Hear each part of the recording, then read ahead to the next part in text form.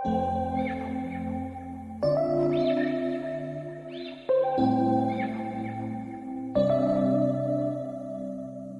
we met, I could tell by your smile. You hadn't been with a good girl like me in a while. Hi friends, எல்லாரும் எப்படி இருக்கீங்க? உங்களை பார்த்ததுல எனக்கு ரொம்ப சந்தோஷம். இன்னைக்கு வந்து நம்ம கிச்சன்ல என்ன பார்க்க போறோம் அப்படினா சிக்கன் வாங்கி வச்சிருக்கேன். இது ஒரு 3/4 கிலோ சிக்கன் இருக்கும். இது வந்து தொக்கு மாதிரி பண்ணலாம்னு ஆசையா இருந்துச்சு இன்னைக்கு. எப்பயுமே சிக்கன் குருமா, குழம்பு, ஃப்ரை அப்படினே பண்றோம் பாத்தீங்களா? இன்னைக்கு வந்து கடாயில நல்லா இரும்பு கடாயில நல்ல தொக்கு மாதிரி நம்ம செஞ்சிட்டோம்னாக்கா சாதத்துல போட்டு சாப்பிட்றதுக்கு ரொம்ப நல்லா இருக்கும். இது கிரேவி நல்லா ஒரு திக்கு கிரேவியா இருக்கும், சாப்பிட்றதுக்கு ரொம்ப டேஸ்டா இருக்கும். இதை ஃபர்ஸ்ட் நம்ம ஊற வைக்கணும், மேக்னேட் பண்ணி வைக்கணும். இதுல என்னென்ன போட்டு ஊற வைக்கலாம் அப்படிங்கறது இப்ப நம்ம பார்க்கலாம். இந்த மாதிரி சிக்கனை வாஷ் பண்ணி எடுத்து வச்சுக்கோங்க. ஃபர்ஸ்ட் காஷ்மீரி சில்லி பவுடர் எடுத்திருக்கேன். நீங்க சாதா சில்லி பவுடர் இருந்தா கூட எடுத்துக்கோங்க. இது கலர் நல்லா கிடைக்கும், அதனால நான் காஷ்மீரி சில்லி பவுடர் எடுத்து வச்சிருக்கேன். இதை வந்து காரத்துக்கு ஏற்ற மாதிரி நான் இப்போ போடுறேன். இது காரம் கம்மியா இருக்கும், கலர் வந்து சூப்பரா இருக்கும். காரம் கம்மியா தான் இருக்கும். அதுவே தனி மிளகாத்தூள் எடுத்தீங்கன்னு வச்சுக்கோங்களேன், காரம் அதிகமா இருக்கும். கொஞ்சம் போட்டாலே ரொம்ப காரமா இருக்கும். இது வந்து 2 ஸ்பூன் போட்டாலுமே 1 ஸ்பூன் அளவுக்கு தான் காரமே நம்மளுக்கு இருக்கும். அதனால இதை பயப்படாமையும் போடலாம், கலரும் அருமையா இருக்கும். அதனால தான் இதை போடுறேன். இது 2 ஸ்பூன் போடுறேன். அடுத்தது மல்லித்தூள் எடுத்து வச்சிருக்கேன், மிளகாத்தூள், மல்லித்தூள் அதே அளவு போடுறேன் நான். அது 2 ஸ்பூன் போட்டேன்னா அதே 2 ஸ்பூன் மல்லிப்பொடி போடுறேன். கரம் மசாலா பொடி எடுத்து வச்சிருக்கேன். கரம் மசாலா பொடி 1 ஸ்பூன் போடுறேன். 1 ஸ்பூன் போதும். அது வந்து கிராம்பு, ஏலக்காய், பட்டெல்லாம் போட்டு அரைக்கிறதால அது நல்லா ஹெவியா வாசனை வரும். 1 ஸ்பூனே நல்லா காட்டமா இருக்கும். அது இது வந்து சிக்கன் மசாலா எடுத்து வச்சிருக்கேன். சிக்கன் மசாலா இல்லைன்னாக்கா கறி மசாலா பொடி நீங்க எது வச்சிருந்தாலுமே அதுல ஒரு 2 ஸ்பூன் போட்டுக்கோங்க, அப்பதான் எடுப்பா தெரியும். இது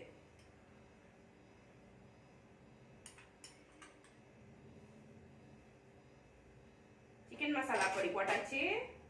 அடுத்தது மஞ்சள் பொடி ஒரு 1/2 ஸ்பூன் எடுத்து வச்சிருக்கேன். இது கண்டிப்பா போடணும், இல்லைன்னாக்கா கவிச்சி அடிக்கும் சிக்கன் எல்லாம். சிக்கன், மட்டனு, ஃபிஷ்ஷுக்கெல்லாம் மஞ்சள் பொடி கொஞ்சம் அதிகமா போட்டாதான் நம்மளுக்கு கவுச்சி தன்மை இல்லாம இருக்கும். இது ஒரு 1/2 ஸ்பூன் எடுத்து வச்சிருக்கேன். இதை சிக்கன்ல போட்டுருவோம்.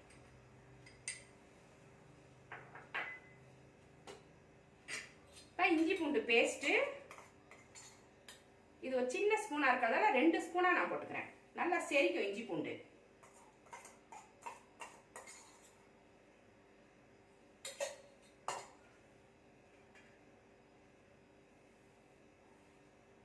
கொஞ்சமா தயிர் எடுத்து வச்சிருக்கேன். ஒரு 1/2 கப் தயிர் போட்டுக்கோங்க, ஏன்னா அது போதும். அதுக்கு 3/4 கிலோ சிக்கன் தான், 1/2 கப் தயிர் போதும், கரெக்டா இருக்கும். இல்லை ஓவரா புளிப்பாயிடும். இதை போட்டுக்கலாம். புளிப்பு இல்லாத தயிர் போடணும், ஓவரா புளிக்க கூடாது. தயிர் ஃப்ரெஷ் தயிரா போடணும். நல்லா புளிச்சு போய் இருந்துச்சுன்னா அதை போட்டிங்கன்னு வச்சுக்கோங்களேன், அதோட ஸ்மெல்லு வேற மாதிரி மாற்றி விட்டுரும், சிக்கனையே ஸ்மெல்ல மாற்றி விட்டுரும். இப்போ ஒரு 1/2 லெமன் புழிஞ்சிக்கலாம். இது எதுக்கு அப்படின்னா சிக்கனை வந்து சாஃப்டாக இருக்கும். லெமன் போயிட்டு சிக்கன் வந்து நல்லா மாவு மாதிரி சாப்பிட்றதுக்கு நல்லா சாஃப்டா இருக்கும். இதை ஒரு 1/2 லெமன் புழிஞ்சிக்கிறேன். இது குவான்டிட்டிக்கு ஏற்ற மாதிரி தான். நிறைய சிக்கன் எடுத்தீங்கன்னு வச்சுக்கோங்க, கம்மியாக போட்டுக்கோங்க.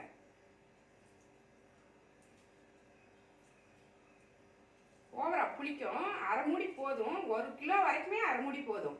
அதிகமாக எடுத்தாதான் நம்ம கொஞ்சம் ஒரு எலுமிச்சம்பழம் போடலாம். இப்போ தேவையான அளவு உப்பு போட்டு நான் 2 ஸ்பூன் அளவுக்கு போடுறேன். இத அப்படியே நல்லா கலந்துரும். காரம், உப்பு எல்லாமே எல்லா பக்கமும் பிடிக்கிற மாதிரி நல்லா கலந்து வச்சிடணும். கலந்து இது ஒரு 1/2 மணி நேரம் இல்லைன்னா 1 மணி நேரம் ஊறிச்சுன்னு வச்சுக்கோங்களேன், ரொம்ப சாஃப்டா இருக்கும். ஆனா நம்மளுக்கு டைம் பத்தாது. 1/2 மணி நேரத்துக்கு நம்ம வறுத்து நான் காமிக்கணும். நீங்க ஃப்ரீயா இருந்தீங்கன்னா காலையில இதை எடுத்து இது மாதிரி கலந்துட்டு ஒரு மணி நேரம் ஃப்ரிட்ஜில் தூக்கி வச்சு விட்டுருங்க. இல்லைனாக்கா ஃப்ரீசரில் கூட போட்டு விட்டுருங்க, டக்குன்னு ஊறிடும். இது ஃப்ரீசரில் தான் நல்லா ஊறும். அந்த தண்ணியெல்லாம் அது உள் பக்கம் இழுக்கும், மேலே ட்ரையாக இருக்கும், உள்ளார இழுத்துரும் சிக்கனு. காரம், உப்பெல்லாம் எல்லா இடத்துலையும் படுற மாதிரி இதை கலந்துரும்.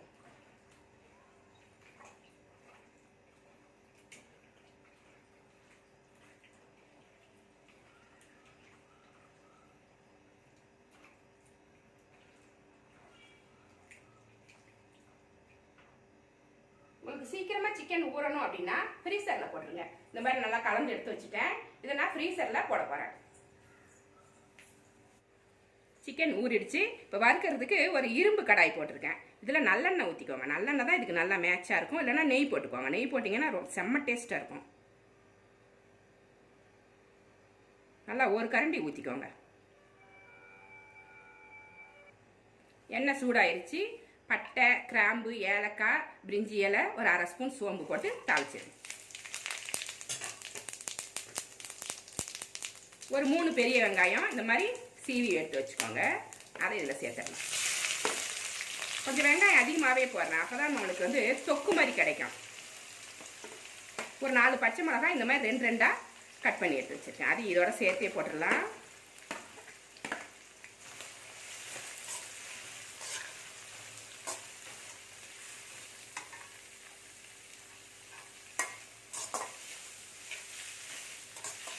இது நல்லா வதங்கட்டும்.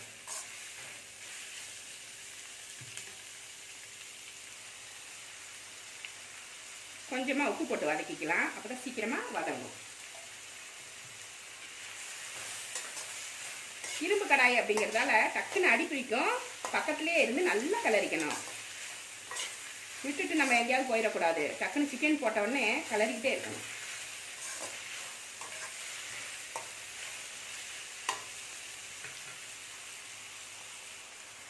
இப்போ கருவேப்பிலை சேர்த்துடலாம். நல்லா கொஞ்சம் அதிகமாகவே சேருங்க. கருவேப்பிலை வந்து சிக்கனுக்கு நல்லா மேட்சாக இருக்கும். நல்லா வாசனையாக இருக்கும்.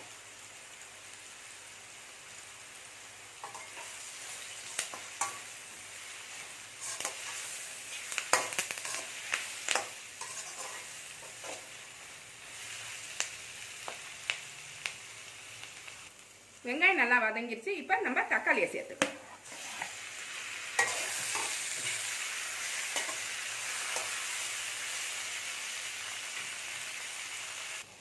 தக்காளி வதங்கிருச்சு. இப்போ நம்ம கலந்து வச்சிருந்த சிக்கனை இதில் போட்டுருவோம். நல்லா ஊறிடுச்சு சிக்கனு. இப்போ தான் சாஃப்டாக இருக்கும். இது கொஞ்சம் நேரம் எண்ணெயில் வதக்கிடுவோம். அதுக்கப்புறம் நம்ம தண்ணி ஊற்றிக்கலாம்.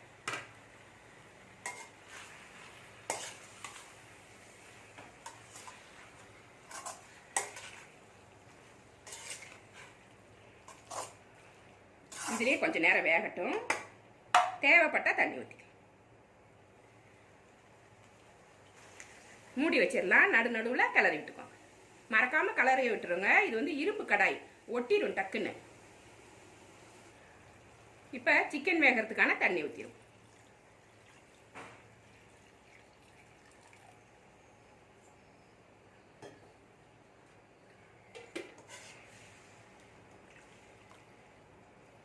நல்லா கிளறி விட்டுக்கோங்க.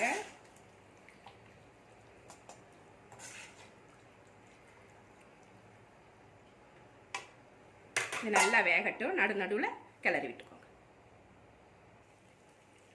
சிக்கன் நல்லா வெந்துருச்சான்னு பார்த்துட்டு எடுக்கணும். இந்த மாதிரி தொக்கு மாதிரி வரணும். இதுதான் கரெக்டான பக்குவம். அப்போ தான் நம்மளால் சாதத்துக்கு ஊற்றி சாப்பிட்லாம், சப்பாத்திக்கு, பரோட்டாக்கெலாம் தொட்டுக்கிறதுக்கு நல்லாயிருக்கும். இது நல்லா சிக்கன்லாம் வெந்துருச்சு. உப்பு காரம்லாம் செக் பண்ணிக்கோங்க. இப்போ லாஸ்ட்டில் நம்ம என்ன பண்ணணும் அப்படின்னா, கொஞ்சமாக நல்லெண்ணெய் மேலே ஊற்றி விட்டுருங்க. 4லேருந்து 5 ஸ்பூன் மேலே ஊற்றுங்க. அப்போ தான் டேஸ்ட்டாக இருக்கும் சிக்கன்லாம். ஊற்றிட்டு கொஞ்சமாக கொத்தமல்லி, கருவேப்பிலை போட்டுடலாம்.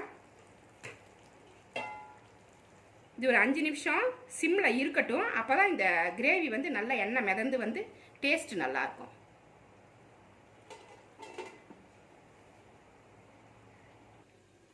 அஞ்சு நிமிஷம் ஆயிடுச்சு. நல்லா எண்ணெய் தெளிஞ்சு மேலே வந்துடுச்சு. அப்போ தான் டேஸ்ட்டாக இருக்கும். நம்மளுக்கு சிக்கன் தொக்கு அருமையாக ரெடி ஆகிடுச்சு. நல்லா கலந்துட்டு எடுத்து காமிக்கிறேன்.